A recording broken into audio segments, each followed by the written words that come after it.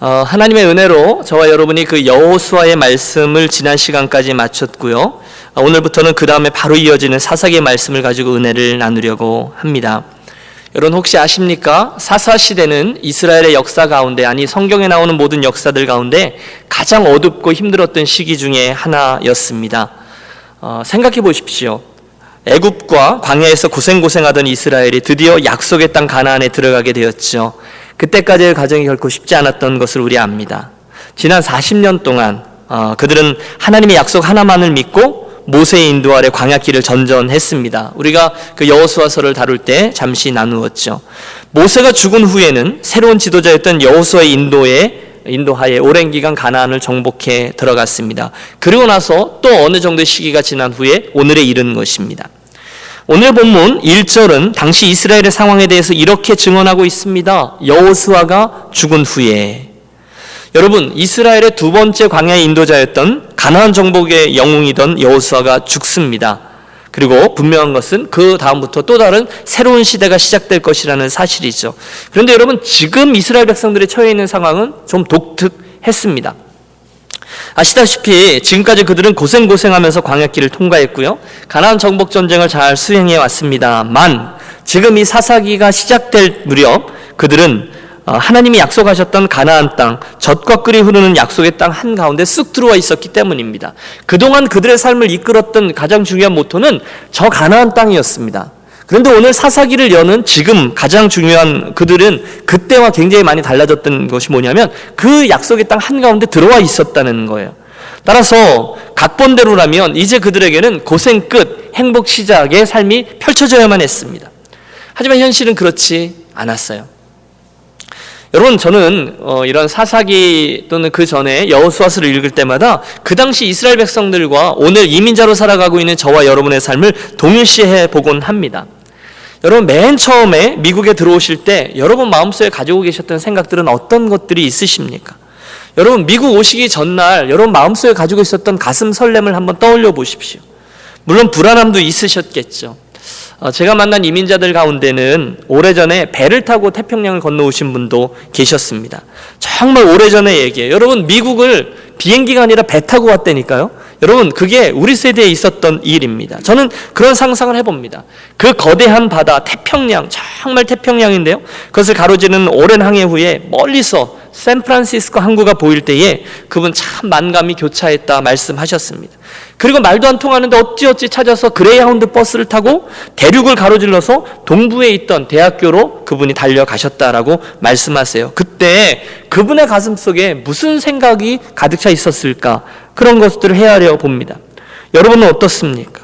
우리 유니온교회 가족들 가운데 어떤 분들은 가족 초청 이민으로 오신 분도 계셨고요. 또 어떤 분들은 한국에서 쓰라린 기억들을 다 털고서 새로운 출발을 하기 위해 오신 분도 계실 것입니다. 또 전에는 여러분, 저는 아니었습니다만 그 전 세대에는 미국에 올 때 나라에서 외국으로 돈을 가지고 나가지 못하게 해서 딱 1인당 100불씩만 바꿔줘서 미국에 오게 하셔서 미국 땅에 도착하시고 바로 그 다음 날부터 일터로 향하셨던 초기 이민자들도 계실 것이고요. 시기적으로 조금 중간에 편안하게 들어오신 분도 계실 것이고, 고생스러운 스토리를 뒤로하고 오신 분도 계실 것이고, 비교적 최근에 유학을 오셨다가 직장을 얻어서 미국에 머물게 되신 분도 계실 겁니다. 하지만 언제 또 어떤 모습으로 이 땅에 왔는지 그것과는 상관없이 저와 여러분에게는 이 땅으로 올 때의 그 최초의 불안감들이 자리하고 있었을 겁니다.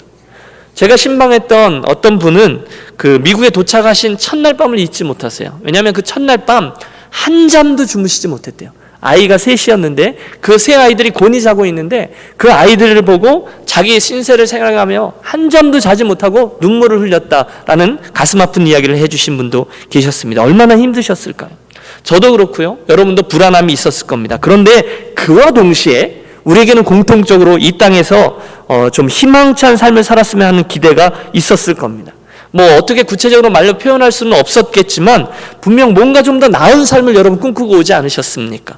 좀 더 풍요롭고 또는 좀 더 평안하고 또 우리 사랑하는 자녀들에게 좀 더 나은 기회를 줄 수 있는 그러한 삶들을 기대하고 오셨을 거예요. 그런데 마치 그 모습이 그날 이 가나안 땅에 막 들어온 이스라엘 백성들과 같았다라는 것이죠. 그런데 우리가 여호수아서를 통해서 살폈어요. 그 가나안에 들어왔는데 그 삶이 결코 만만하지가 않았더라는 것이죠. 신방을 다니다 보면 가정들마다 스토리들이 있으십니다. 항상 주일이면 말끔한 모습으로 우리가 배워서 별 걱정이 없으시겠다 했지만 막상 그분들 삶의 현장으로 찾아가 보면, 특별히 일터로 가보면 정말 치열하게 이민자의 삶을 살아가고 계시는 여러분 한 분 한 분을 뵈며 제가 존경하는 마음을 감습니다. 참 또 대화를 하다 보면 마음고생하셨던 이야기들, 정말 눈물 없이 듣지 못할 스토리들이 많이 담겨 있음을 봅니다. 그 이야기들 들으며 오늘 기도가 절로 나오는 것이죠. 여러분 참 고생 많이 하셨습니다. 그러면서 오늘 여기까지 여러분의 삶을 잘 읽어 오셨죠. 근데 여러분만 그런 게 아니라 저도 이민교회를 섬기는 목회자로 살아오면서 별일들을 많이 겪어본 듯 싶습니다. 여러분, 제가 생긴 건 이래도 경찰서 유치장을 여러 번 드나들었습니다.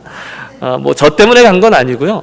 사고 치신 분들이 교회 가족들 중에 여럿 계세요. 그러면 막 급하게 몇천 분을 만들어가지고 그 밤에 유치장에 가서 그 보석금이라 그러죠. 그거 내고 그분들 꺼내오기도 하고요. 정말 다른 사람들한테 말 못할 일들도 참 많이 있고요. 어쩔 때는 빠이 그런 인사도 하지 못하고 급하게 떠나버리시는 그런 분도 만나보고요. 또 어쩔 때는 멕시코에서 넘어온 가족인데 그냥 가족들이, 아이들도 셋인가 그런데 가방 여러 개를 들고 그냥 교회 앞마당에 내리신 거예요. 내리셔가지고 도와달라고. 그래서 그분들 이제 첫날 밤 재우고 정착하고 이런 일도 해보았고, 드리는 말씀들은 그런 얘기가 참 많은데 딴 이야기, 다른 사람들의 이야기가 아니라 다 우리들의 이야기들이라는 거예요. 참 마음이 무겁죠. 드리는 말씀은 참 어려운 분들이 많아서 마음이 무겁다는 것입니다. 그것처럼 이 사사시대 이스라엘 백성들의 모습이 그와 같았다라는 말씀을 드리는 거죠. 그런데 사사기 21장 25절을 보면 그 당시 그들 삶의 전반적인 모습에 대해서 이렇게 기록해주고 있죠. 그때에 이스라엘의 왕이 없었으므로 사람이 각각 그 소견에 오른 대로 행하였더라.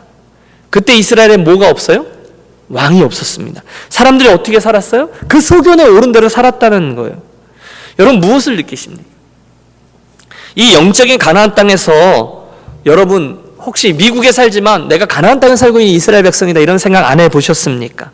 각자 소견에 오른 대로 사는 거예요. 내가 경험했던 일, 거기서 세워진 원칙대로, 또는 누군가가 해주었던 말, 또는 무슨 책에서 내가 읽고 인상 깊게 생각했던 것 가지고 혼자서 판단하고 결정하고 그러면서 오늘 살아가고 계시지 않으시냐는 것입니다. 만약 그렇다면 오늘 우리는 그 당시 사사시대 이스라엘 백성과 함께 했던 그들을 바라보시는 하나님의 마음을 엿보아야 한다는 것입니다. 저는요, 이 사사기를 굉장히 좋아하는데 이 사사기가 참으로 감격스러운 것은 사사기에는 완벽한 사람들 이야기가 별로 없어요. 대신에 툭하면 실수하고, 아니 실패하고요, 죄 짓고요, 넘어지고요, 후회하는 그런 이스라엘 백성들의 모습이 가득 담겨 있어요. 그런데 동시에 그런 이스라엘 백성들의 부족한 모습에도 불구하고 그들을 어떻게 해서든지 다시금 세우고 포기하지 않으시고 격려하고 구원하고 함께 가시기를 원하는 하나님의 모습이 함께 담겨져 있다는 거예요. 할렐루야. 여러분, 사사기가 이 두 가지 스토리로 가득 차 있습니다. 그리고 우리가 이 금요일 저녁마다 앞으로 살피려고 하는 것이 바로 그것입니다.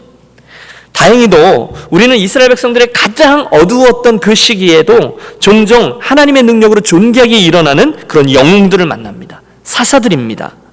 총 21장으로 구성된 사사기에는 12명의 사사들이 등장하는데요. 몇 명이요? 네, 잘 따라오고 계시네요. 그들은 모두 이방인의 압제에 시달리던 이스라엘을 그들의 능력으로 구원해낸 불세출의 영웅들이었습니다. 읽어 내려가다 보면 어떤 사사들에 대해서는 이만큼 기록이 남겨져 있어요. 너무너무 흥미진진하죠. 또 어떤 사사에 대해서는 단 한 절만의 기록이 남겨져 있기도 합니다. 어떤 사사는 그의 시작과 마지막이 둘 다 너무너무 아름답습니다만, 또 어떤 사사는 참으로 아름답게 시작했지만 비극적인 인생을 마친 이도 있었습니다. 참 흥미롭습니다. 여러분 기대해 주십시오. 우리가 이 사사기를 34번 살피려고 하는데요, 이 어떤 대화 드라마보다 재미있고 흥미진진합니다. 여러분 저를 믿으세요. 이게 주몽 이런 것보다 훨씬 더 재밌습니다. 물론 여러분, 제가 드리는 말씀은 이 사사기의 주인공들은 그 사사들이 아니었습니다. 그럼 누가 주인공이셨을까요? 네, 하나님이 주인공이셨죠.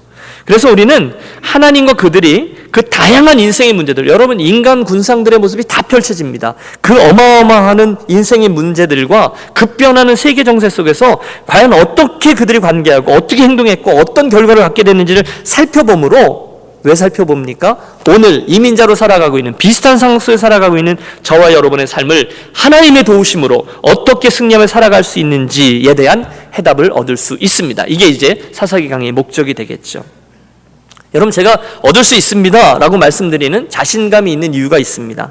그것은요, 이 사사들 한 사람 한 사람이 특별한 능력을 지녔거나 공부를 많이 했다거나 전투를 잘했거나 재물이 많았다거나 이런 사람들이 아니라, 오히려 한 명 한 명을 추적해보면 이스라엘 가운데 가장 연약하고 볼품없는 평범한 사람들이었다는 사실 때문입니다. 그게 저는 자신감이 생겼어요.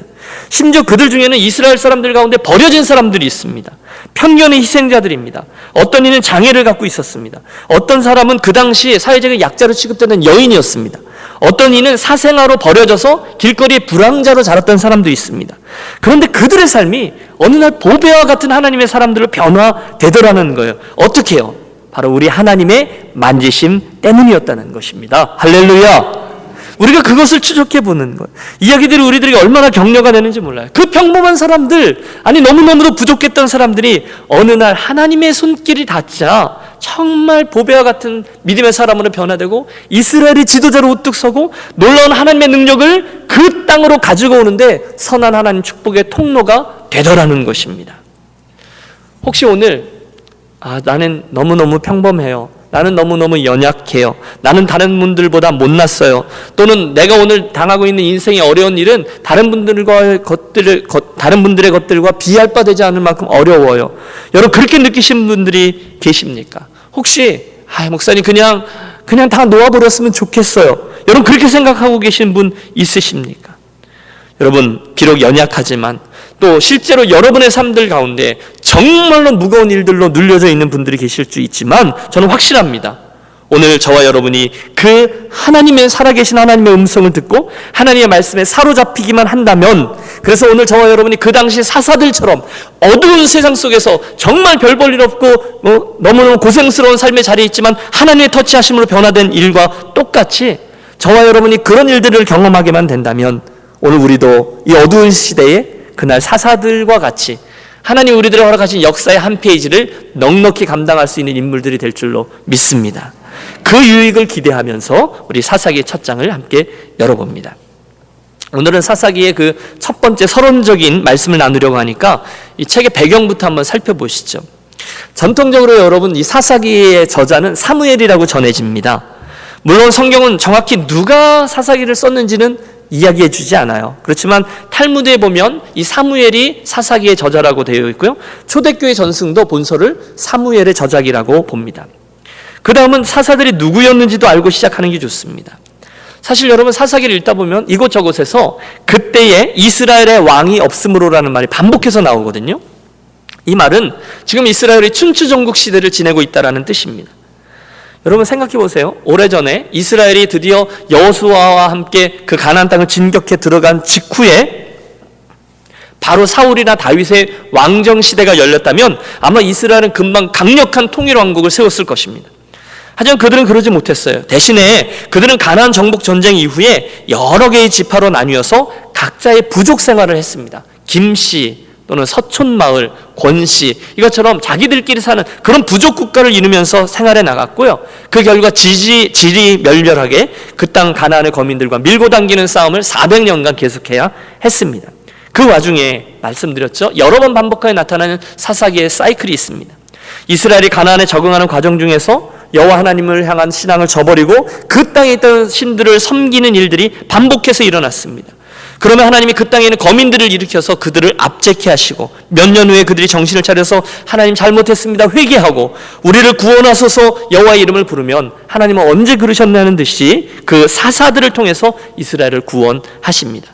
이후에 평화가 오고 얼마간의 기간 동안에 그들이 다시금 하나님을 섬기며 잘 삽니다. 그러다가 또다시 하나님을 잃어버립니다. 그러면 또다시 이방 민족의 압제가 시작됩니다. 여러분, 사사기에는 적어도 이 사이클이 12번, 최소한 12번 이상 반복되어 나타나고 있습니다. 사사는요, 재판관이라는 뜻이에요. 영어는 저지라고 말하잖아요. 재판관, 지도자를 뜻하는데요. 오늘날로 말하면 평신도 지도자요, 상담자요, 목회자입니다. 군인 아닙니다. 정식 나라의 관원도 아닙니다.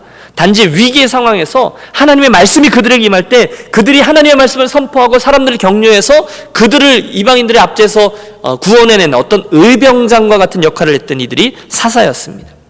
그들 중에는 스스로 원하든 원하지 않든 무력 전쟁이 필요하게 되면 전장을 누비는 장수가 되어야 됐습니다. 기드온이 그랬습니다. 여자 사사 드보라도 그렇습니다. 그들이 원래부터 준비된 용장들이 아니었다는 거예요. 그래서 어떤 자료를 보니까 여러분 굉장히 재밌어요. 이 사사기를 미션 임파서블이라는 별명으로 부르는 분도 있어요. 뭐라고요? 미션 임파서블. 여러분 요즘 그 영화관에 가보시면 미션 임파서블 탐 크루즈의 4편이 나왔는데 오리지널은 여기에 있는 겁니다. 저는 전적으로 동의합니다. 사사기 기록들이야말로 정말로 사람들이 보기에는 불가능한 스토리들이 하나님의 터치함으로 인해서 그 스토리들을 잘 감당해낸 진짜 미션 임파서블들의 이야기가 맞습니다. 자, 오늘 본문을 대해보시죠. 여호수아가 죽은 후에 이스라엘 자손 여호와께 묻자와 이르되 우리 가운데 누가 먼저 올라가서 가나안 사람과 싸우리이까? 이러고 이제 그 다음 스토리가 펼쳐집니다. 여호수아가 죽은 후에, 여러분 이 본문을 대하시면서 저는 가장 먼저 여호수아는 죽었지만 우리가 누가 올라가서 이제 그들과 싸우리까? 그 다음 스토리가 계속되는 것을 보면서 오늘도 여전히 일하고 계시는 우리 하나님의 손길을 파악하게 됩니다. 여러분 우리가 몇 주 전에 열왕기상을 이제 시작했죠. 그 말씀을 대하면서도 똑같은 말씀을 드렸습니다. 시대는 변하지만 하나님은 여전히 자리하고 계시더라는 것입니다. 창세기 제일 마지막 장에 마지막 절은 요셉의 죽음으로 끝이 납니다. 요셉이 110세의 죽음에 그들이 그의 몸에 향재료를 넣고 애굽에서 입관하였더라. 입관과 함께 창세기가 끝납니다. 창세기의 가장 많은 부분을 차지하고 있었던 인물의 이야기가 요셉 이야기라는 것을 아세요? 그만큼 중요한 인물이 이제 죽고 관 속에 들어갔습니다. 이제 국무총리 요셉의 죽음 이후에 이스라엘 민족은 슬슬 애굽의 노예로 전락합니다. 상황이 암울해집니다. 그러나 분명한 것은 그때에도 하나님은 일하고 계셨어요. 그분은 이스라엘 백성들의 신원을 다 보고 계셨고 듣고 계셨습니다. 결국 이스라엘의 영도자 모세를 세워서 그들을 해방시켜 주십니다. 그리고 40년 생활이, 광야 생활이 이어지죠. 동일하게 여러분 광야 시대를 생각해 보십시오. 우리가 여호수아서를 대하면서 우리가 그 이야기들을 많이 나누었는데요. 하나님은 계속해서 이스라엘 백성들과 함께하면서 그들의 노예 근성을 벗겨내고 하나님을 중심으로 한 선민 의식을 가진 특이한 민족 공동체를 세워 나가십니다. 여러분 생각해 보십시오. 매일매일 아침에 일어나는데 농사 지은 게 아니라 아침에 일어나면 눈앞에 만나가 하얗게 내려와 있습니다. 매일매일이요. 고기가 먹고 싶다고 하면 메추라기들이 날아와서 내 발 앞에 떨어집니다. 목이 마르다가 하면 반석에서 물이 터져 나옵니다. 매일매일. 여러분 낮에는 구름 기둥이, 밤에는 불 기둥이 그들을 인도하는 것을 경험했습니다. 40년간 거짓말과 같이 그들의 옷과 신발이 해지지 않았다라고 성경 기록합니다. 때로는 하나님을 대적하는 자들이 내 눈앞에서 땅이 갈라져 땅에 꺼지기도 하고 때로는 궁시렁대던 이들이 불뱀에 물려 죽는 것도 경험합니다. 하나님은 그 광야 속에서도 이스라엘 백성들과 함께 일하셨다는 거예요. 그분이 주인공이셨어요. 그런데 그들을 이끌던 모세도 죽습니다. 이스라엘 백성이 낙담하지 않을 수가 없죠. 하나님이 친구라고 하며 대면해야 할 이야기하던 그 지도자가 죽었으니 이제 우리 큰일 났다. 그게 여호수아서입니다. 그러나 하나님은 그 모세의 죽음을 끝내지 아니하고 여호수아를 일으켜서 이스라엘 백성들의 역사를 또 써 내려가셨죠. 가나안 땅을 정복해 들어가셨습니다. 그리고 나서 그 여호수아가 또 죽습니다. 이스라엘 충분히 낭망할 만한 이유가 또 하나 생겼어요. 그러나 사사기를 읽으면서 우리는 이스라엘 역사가 거기서 끝나지 않는다는 것을 우리는 볼 수 있습니다. 말씀드리려는 것은 이것입니다. 요셉이 죽어도, 모세가 죽어도, 여호수아가 죽어도 전혀 문제되지가 않다라는 것입니다. 여러분 제가 죽어도 전혀 문제될 것이 없습니다. 저희 어머님이 돌아가셨는데 제가 이해가 되지 않는 것은 저의 모친이 돌아가셨는데 세상은 아무 일도 없었다는 듯이 평온히 잘 돌아가고 있는 것. 제가 그걸 보면서 제 자신의 인생도 별것 아니라는 것을 느끼게 되었습니다. 제 말뜻은 저와 여러분의 인생이 가치 없습니다 있지 않습니다. 저와 여러분, 모세, 요셉, 믿음의 선진들이 하나하나 다 세상을 떠나도 하나님의 역사는 그 전에도 그 이후에도 여전히 진행되고 있다라는 말씀을 드리려고 하는 것입니다. 그럼 우리는 걱정하거나 조바심을 느낄 필요가 전혀 없습니다. 왜요? 그분이 주인공이시기 때문입니다. 저는 바로 이 사실이요, 여기서 시작하고 싶어요. 하나님은 오늘도 여전히 역사의 주인공이시다, 그분은 여전히 주인공으로 당신의 역사를 써가고 계신다라는 사실에서 오늘 저와 여러분을 향한 구체적인 적용 두 가지를 기억해 봅니다. 여러분 한번 따라서 고백해 주십시오. 하나님이 여전히 주인공이십니다. 옆에 있는 분에게 말씀해 주세요. 그러므로 낙심할 필요가 없습니다. 예, 여러분 정말로 그렇습니다. 때로는 여러분, 제가 신방 얘기를 여러 번 했는데요, 유년교회 가족들도 요즘 보면 별 스토리들이 많이 있습니다. 편찮으신 분들 여전히 계십니다. 경제적으로 어려우신 분들 여전히 계십니다. 비자 문제로 소갈이 하시는 분들 여전히 계십니다. 그 이야기들을 듣다 보면 너무너무 속이 상합니다. 목사가 기도를 좀 덜 해서 그런가 보다, 힘이 다 빠집니다. 죄책감도 듭니다. 그런데 그때 거기에서 우리들의 시선을 주인공 되시는 하나님 그분에게로 돌리면 여러분, 그때 새로운 힘이 솟는 줄로 믿습니다. 아무리 그래도요, 제 삶의 형편이 아무리 그래도요, 하나님이 망하신 게 아닌데 뭐, 하나님이 돌아가신 게 아닌데 뭐, 하나님이 아프신 게 아니고, 하나님이 물질이 없어서 고생하시는 게 아닌데 뭐 생각하면 정신이 다시금 돌아옵니다. 그분이 주인공이고 나는 조역이니까요. 내 삶에 아무리 힘든 일이 닥쳐도 하나님은 여전히 나를 위해서 베스트로, 당신의 영광을 위해서 베스트로 일하고 계신다는 그 믿음이 사사기 초기에서 우리가 확 붙들면 그 믿음이 남겨져 있는 사사기의 마지막 부분까지, 그리고 저와 여러분의 인생도 흔들림 없이 지켜줄 줄로 믿습니다. 어렵죠. 여러분, 답답한 일이 많습니다. 여러분, 정말 소갈이 할 만한 일들이 많이 있습니다. 그런데 그 믿음으로, 오직 의인은 믿음으로 말미암아 살리라, 그 믿음으로 우리는 다시금 일어날 수 있습니다. 괜찮습니다. 하나님이 계속되는 한 우리들의 삶에 이런저런 일이 좀 생겨도 괜찮습니다. 그래서 오늘 본문을 열면 여호수아가 죽은 후에 괜찮습니다. 그분이 주인공이시니까요. 여전히 그분이 일하고 계시다라는 사실을 믿기 때문에 오늘 사랑하는 여러분, 저와 여러분의 삶에 일어나고 있는 여호수아가 죽는 이러저러한 일들로 낙심하거나 또 절망하지 않게 되시기를 주의 이름으로 권합니다.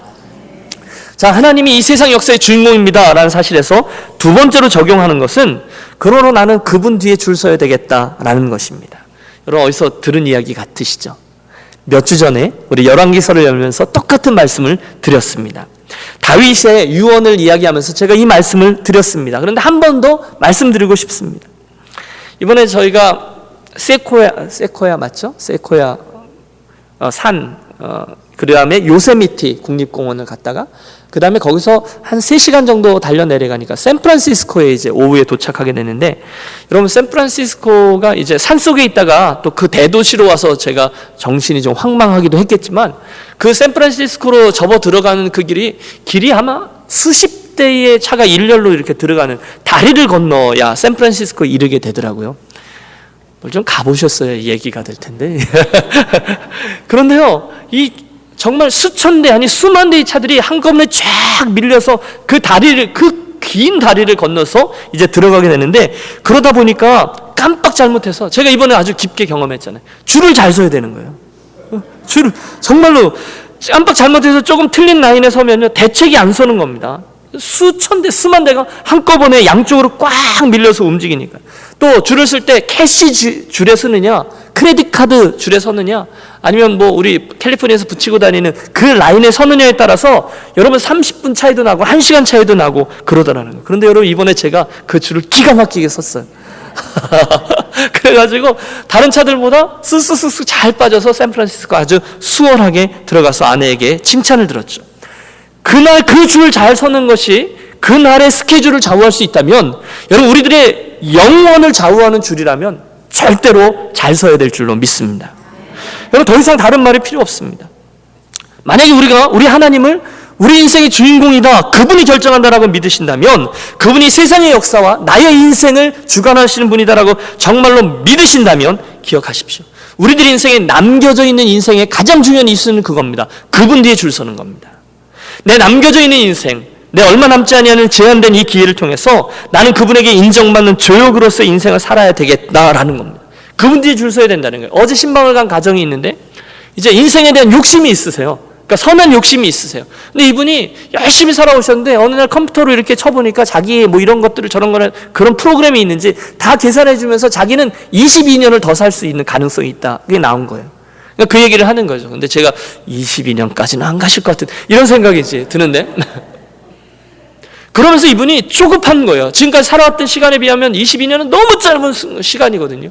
그러니까 그 시간을 하나님 앞에서 인정받는 일들로 채워야 되겠다. 여러분, 저는 그 선한 욕심이라고 얼마나 격려해 드렸는지 몰랍니다. 제가 격려를 받았습니다. 그러므로 사랑하는 여러분, 조연으로서 그분이 주인공이시고 조연으로서 인생길을 살아가는 저와 여러분이 감당해야 될 부분이 있습니다. 그것은 그분의 그 큰 줄거리, 하나님이 가지고 계신 5막 1장의 그 어마어마한 스토리 줄거리 속에서 저와 여러분에게 맡겨져 있는 시나리오대로, 그분이 기대하시는 대로 우리들의 조역을 잘 감당하는 겁니다. 저와 여러분을 향한 하나님의 관심은 두 가지로 표현됩니다. 하나는 being이고 하나는 doing입니다. 제가 쓰는 용어지만 여러분들 이해하시리라 믿습니다. being은 하나님 앞에서 내가 어떤 사람인가를 갖고 고민하는 것입니다. 때때로 우리는 무엇을 할 것인가를 가지고 고민하지만 사실 여러분 성경을 보십시오. 하나님은 doing보다 훨씬 이전에 being에 대한 이슈를 가지고 우리들을 항상 다루셨습니다. 모세가 뭐 하기 전에 being으로 모세를 먼저 다루셨습니다. 그 다음에 그에게 사명을 맡기셨죠. 성경에 보면 모든 스토리들이 그렇습니다. being이 뭔가요? 하나님의 사람으로 살아가는 것이죠. 다윗도 그랬습니다. 모세도 그랬습니다. 수많은 믿음의 선진들이 하나님 앞에서 내가 하나님의 사람이냐 아니냐를 분명히 하고 나서야 doing의 문제로 나아갔죠.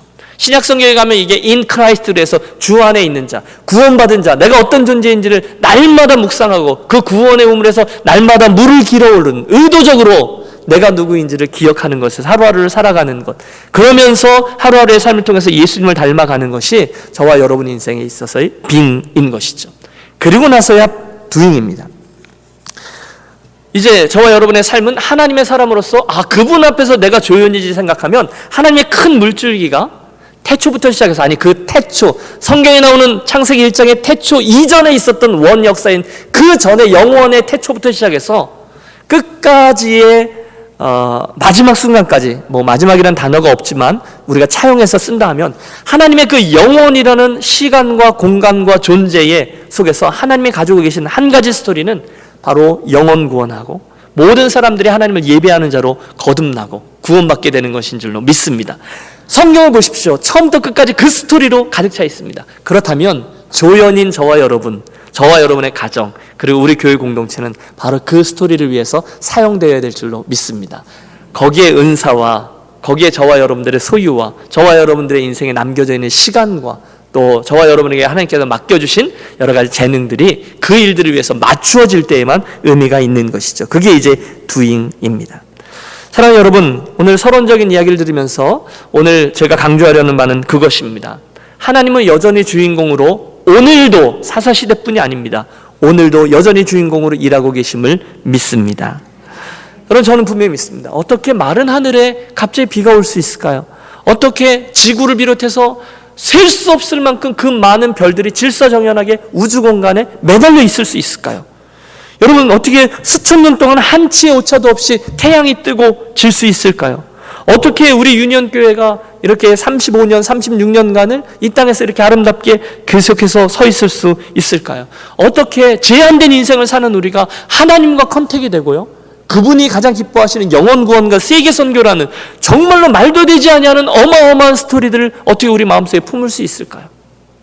저는 바로 그것이 그 일들의 출발점에 우리가 주인공이 아니라 하나님이 주인공이십니다라는 분명한 믿음의 고백에서 출발한다고 믿습니다. 만약에 저와 여러분들이 그날 이스라엘 백성들과 같은 그런 인간 군상의 모습으로 눈앞의 것들에만 정신이 팔려서 예수님이 승천하시기 직전까지도 주께서 이스라엘 나라를 회복하실 때가 이때입니까? 라고 묻고 있는 제자들이라면, 사랑하는 여러분, 도전합니다. 여러분, 정말 어렵습니다.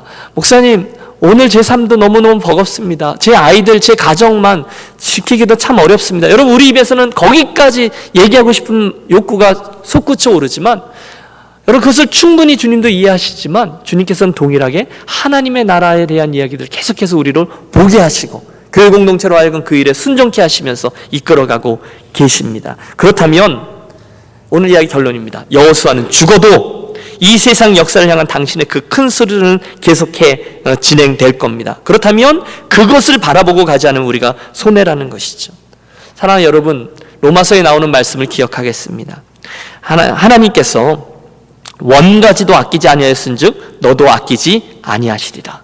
무슨 얘기죠? 하나님 편에 줄 서지 않고 하나님께서 움직이시는 방향에 함께 가지 않는다면 하나님이 저와 여러분을 귀하게 여기실 이유가 전혀 없다는 것입니다. 사랑하는 여러분, 사사기 강의를 시작하면서 저는 오늘 우리들의 시선을 물론 힘든 버거운 이민자의 삶을 오늘도 살아가고 계시지만 지금도 여전히 우리 위에서 일하고 계신 하나님께로 우리들의 시선을 돌리기를 원합니다. 여러분, 제가 할 일은 그 일입니다. 저와 여러분으로 하여금 또 우리 교회 식구들로 하여금 계속해서 알죠. 이민자의 삶이 어떤 것인지 알죠. 그러나 그런 우리를 바라보고 계신 하나님의 시선을 저는 계속해서 여러분을 설득하며 또는 여러분들을 협박하며 또는 여러분들을 그쪽을 향해서 이렇게 할 수 있도록 여러분들을 자극하며 그 일들을 계속해 나갈 것입니다. 사사기가 지극히 현실적인 사람들의 이야기지만 지극히 형이상학적인 하나님의 마음이 담겨 있습니다. 기억하십시오. 여호수아는 죽었지만 하나님의 역사는 계속됩니다.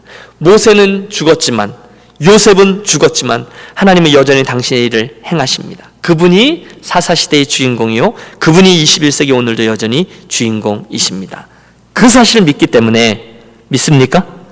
오늘 우리는 그 사실을 믿기 때문에 우리들 상황과 환경에 이러저러한 이유들 때문에 쉽게 흔들리거나 넘어지지 않습니다. 여호수아가 죽었을 뿐이지 하나님이 죽으신 게 아니기 때문입니다. 또 하나님이 주인공이시기 때문에 우리는 반드시 우리들의 남겨진 인생을 통해서 딴짓하는 인생을 살아서도 안 될 겁니다. 우리는 그분의 영광을 위해서 지어진 조연이기 때문입니다. 그래서 오늘 우리들에게 있는 being과 doing을 통해서 그리스도인 됨과 하나님이 허락하시는 사명을 감당함을 통해서 우리는 그분의 뒤에 줄을 서야만 하는 것이죠. 기억하십시오. 요셉도 중요하고 모세도 중요하고 여호수아도 중요하지만 여러분, 그들도 가고 저도 가고 여러분도 갈 것입니다. 따라서 그 인생의 과정을 통해서 우리는 반드시 하나님 움직이시는 오막 1장의 순서대로 따라 나가며 내가 오늘 어디쯤 서 있는지 그리고 어디를 향해서 나아가야 되는지를 날마다 확인하며 나아가야 될 겁니다. 바로 그 일을 위해서 우리가 사사기를 툴로 하여 하나님과 그들과 줄다리기를 보고 오늘 우리들에게 주시는 메시지를 붙들겠습니다. 여러분, 우리 가장 먼저 그분이 하나님이시고 내 인생은 그분의 영광을 위한 선한 도구가 되어야 함을 분명히 직시하고 또 그런 그 은혜를 사모하는 이 밤이 되시기를 주의 이름으로 축원합니다. 함께 좀 기도하겠습니다.